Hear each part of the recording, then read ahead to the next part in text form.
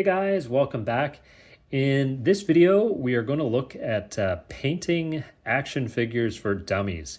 And I say dummies just because I am not a painter and I was able to do this. So I'm going to share kind of what I learned.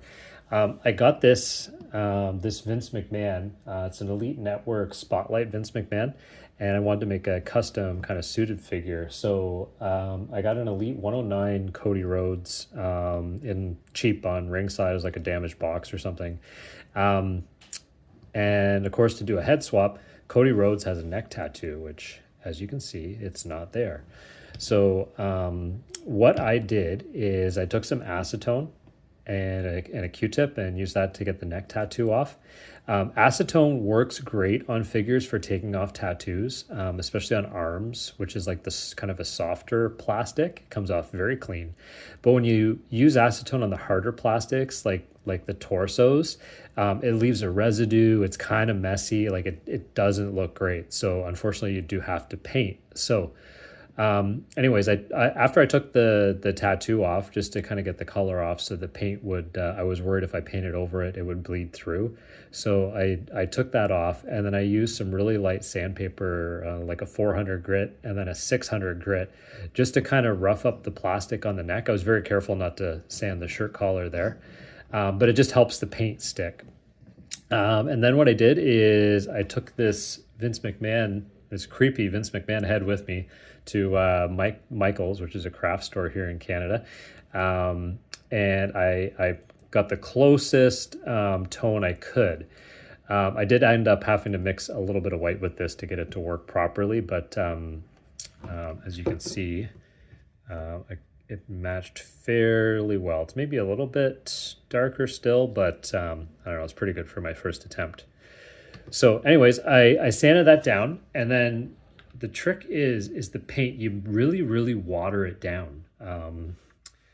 I will show you that in a second. I should mention, I went to the dollar store and just got some cheap brushes. I like this one worked pretty well, and I had one that had a chiseled point to it that really worked well. And basically I didn't use any masking tape or anything. I just kind of used the natural lines of the figure to paint that on there. So you don't need much, just like a little glob of paint. I'm going to add some water, and I'll show you what consistency worked well for me. Get this guy out of the way.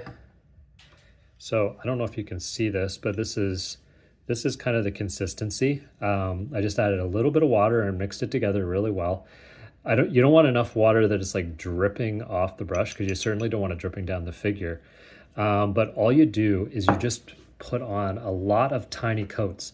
When I did this, I actually mixed this into a small Tupperware container with a lid, and in between coats, I put the lid on it and threw it in the fridge to keep it from settling. And just make sure that when you get your container out, is that you mix it before you paint, like really stir it up, because it will separate when it sits, when you're waiting for it to dry in between coats. So you can see, just get a little bit on your brush and then just kind of mash it on the side there to get some of it off. And you see, even that's a little bit too much. And just kind of very light coats. The idea is a lot of little light coats. You're not trying to cover it all in one, so don't rush, take your time. And the nice thing with light coats is they do dry a lot faster. So that's all I would do for one coat. I'd sit this up somewhere, let it dry. Again, put a lid on that, throw it in the fridge. And once it's dry, come do another coat. Make sure you mix that paint up before you put it on. And then once you're done, what you do is you want to seal it so that it doesn't chip off, because it will chip off really easily. This was the brand that I went with, but this is just an acrylic sealer finish. And I went with the matte finish. I did not want any shiny sheen or anything on that. The matte actually, it makes skin tones kind of come out a little nicer too. I don't know if you can see that, but it is quite nice. So once I was done painting that, I actually did mask off. I took the vest off and then put some masking tape around the collar there and the rest of the figure so I wouldn't get clear coat all over it.